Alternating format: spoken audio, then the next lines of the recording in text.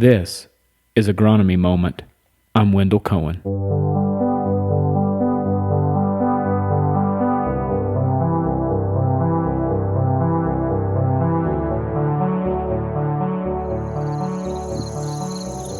Alrighty, welcome to the podcast Agronomy Moment. We're coming to the close of the season of 2021. I just thought we'd do like a wrap up and a summary here with Scott and just kind of go over some reminders of what happened and if there's anything we can learn about as far as to be nimble on our feet going forward. Obviously, we'll probably never get a year like this again. We never do. But again, just wanted to kind of go over some things. 2021, what were some standouts that happened from an agronomic perspective? Weather? Yeah, weather. I mean, it's interesting this year, just like the last several years, the planting season was tough. Yes. I mean, not everywhere. I mean, I think in general, when you consider the whole planting season, everybody had tough conditions at some point, and we're still seeing the result of some of that now with a lot of tomahawked roots. You can go out into a cornfield, and if you have pockets in the field that performance is off, 9 times out of 10, if you can dig that plant up, you can see severely tomahawked roots, and the younger root or the oldest root components, those early season roots, were just growing down the furrow, and that was what was part of the limitation on some of our early growth. That's been a big one. So with tough planting conditions, then you follow that immediately almost with a fairly significant drought condition with a lot of heat. Like in June. Yeah, and I think, you look at some fields where we were significantly wet, say it's a wet low field, and then followed it with drought. We have a lot of plants that are very short this year, so we had some growth limitations because of that. And then you follow that again with very heavy rainfall events. We have some fields in the area I cover that had up to 3 9-inch rainfalls, 8 9-inch rainfalls in the summer. And looking at the impact of that potential to the crop, but yet still seeing how well the crop has done overall, it's been pretty interesting. And I think that as we started in our local area here, as we started the 1st of April, conditions were about the best we'd seen for a few years. But as we progressed through April, we got a few showers, and then when May hit, it turned off wet, and then we had it shut off there about the end of May. There was forecasts for more rain. We thought there was more going to be coming. It didn't happen, so we got right into corn was still being wrapped up in some cases, and then bean planting started with vengeance, and planted like crazy through like 90-some degree heat, just baked the ground, and then whatever we had kind of ended up being another big heavy rain event came in the end of June. And then replant started back up again. And then we're still planting it through the end of July timeframe in some cases, especially bottom grounds. And then the other thing I was noticing too, somewhere there, was it in June when we had the smoke? Sometime we got a more like into August we got really significant. I think we had a period earlier where we may have had a little of that, but I noticed it as a bigger concern for us as we got into grain fill. So our light quality started to fall during the grain fill period. Yeah, and tie that in with some of the disease issues we had in fields this year where we reduced photosynthesis ability of those plants due to leaf damage from southern rust, gray leaf spot, and just add another layer of stress with some of the smoky atmospheres we had, and that took some cream out of our crop as well. And again, it's interesting to see some of the test weights and yields we've had this year, considering everything that we've abused our crop with. So we can't control light quality, we can't control rain, but what are some things that we might think about going forward for next year as we're making plans for 2022, as it relates to like denitrification that occurred from all the torrential rains? And then we had disease pressure. So what are some thoughts you have there?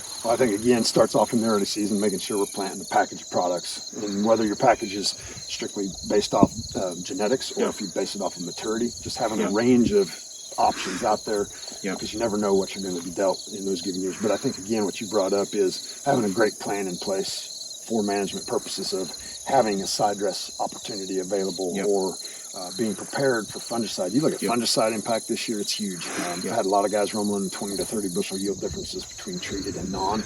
And, we continue, even in years where we think diseases aren't quite as severe, there's still been a very significant pay to applying fungicide at that BTR1 time frame in corn and R3 and soybeans even. So be ready to have enough either sitting in your barn or ready or paid, prepaid if that's what it takes. And have it sitting there ready to go so that even if you don't use the fungicide, you can always return it or get a credit back if that's available to you. But having that plan in place so that it's not all of a sudden like, oh, it's VT already.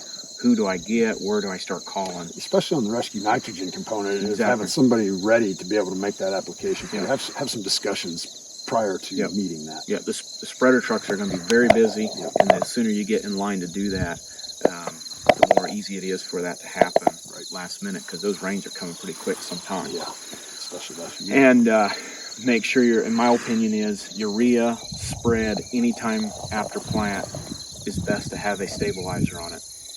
Especially after what you'd seen this year. Yeah, I mean, to me, it's just rain when we thought we were going to have a rain. Even if you get the 3/10 of rain, I know it's just a risk management issue there, and I think it's important to protect that laying on the ground. Last year we had 3 weeks of hot weather. I think that it helped protect us for maybe 10 days or 2 weeks, whatever they say it is. But then after that, we started to see a deterioration, and who knows how much is left. Right. And so having that preparation there, and then you said that fungicides, you're seeing some pretty big, significant differences. Especially the corn. I haven't heard the bean data yet, but a lot of corn guys are talking a lot about 20, 30 bushel advantages to treated versus non. I've heard that too. And so being nimble on our feet to be able to manage nitrogen. Hopefully this winter, I'm hoping that we can have maybe a little bit of a panel discussion with different agronomists and kind of bounce ideas off, even on as we start getting into fleshing out what some of this nitrogen plans look like. Because a lot of times it's plan A, then it's plan B, and maybe C, and sometimes you're pivoting back to another plan, and maybe you don't have urea available today, maybe it's ammonium nitrate in some cases. I've heard of that. Yep. Being able to try to say, oh wait, this is a new product, this is different, because it spreads differently, and having that understanding to help, making sure that it's pan tested and calibrate your machines, and all that stuff's going on in such a crowded window of time. And so hopefully now's the time to be thinking down those lines, or this winter, to prepare for next year. It'll be planting season before we know it.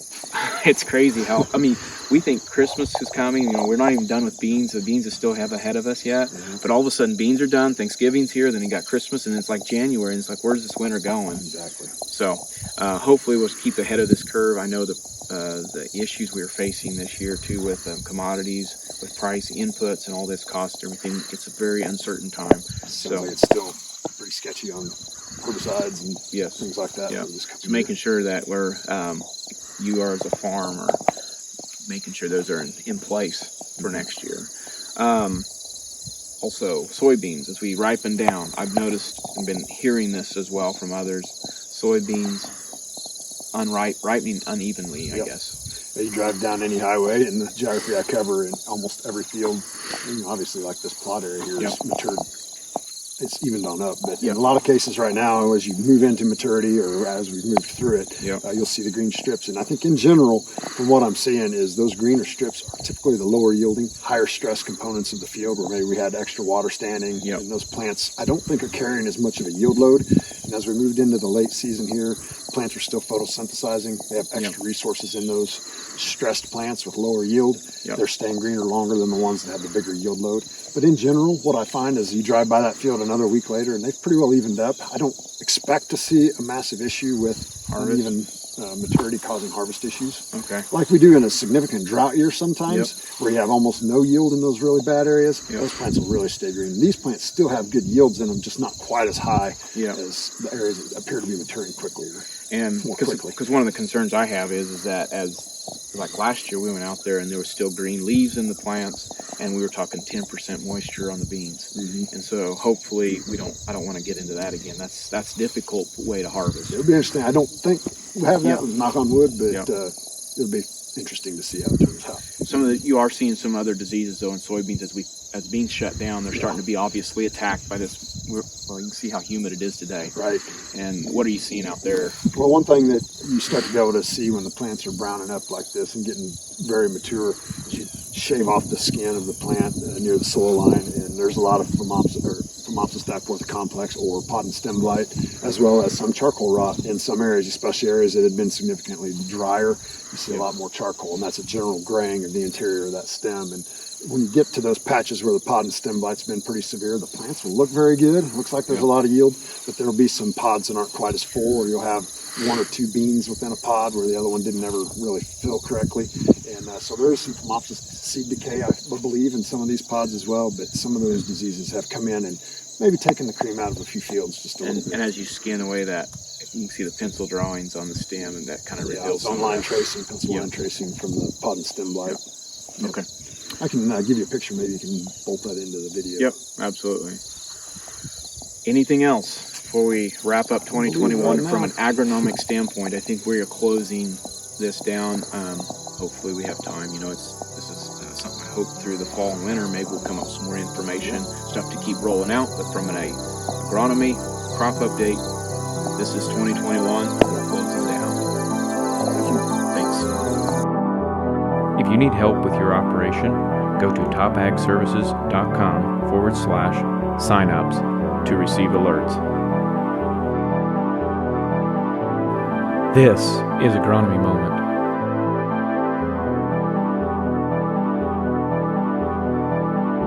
Hey, this is Wendell Cohen, show host and producer. Thank you to all those who made this show possible. This show is over. See ya.